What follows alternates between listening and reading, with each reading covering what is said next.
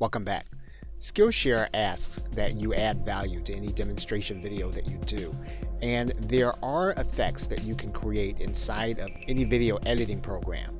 So for example, when you come to a certain point in the video and you need to make a point on screen, in Camtasia what you can do is use callouts, you can draw arrows, and you can point to things and highlight them on screen. Now, this is obviously not a Camtasia tutorial. However, you can use these effects to draw attention to things and then add value to your video by using callouts.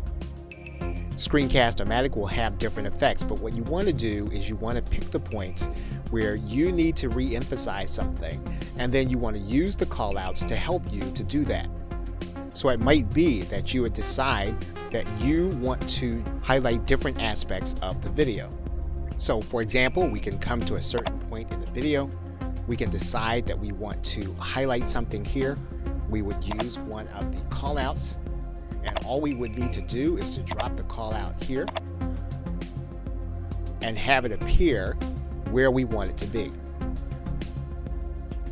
So whatever video software you're using, you want to use the annotation effects to add to your edited video so that it would do a better job of explaining than just your demonstration or your PowerPoint video. Okay, so with that, thanks, and I will see you in another video.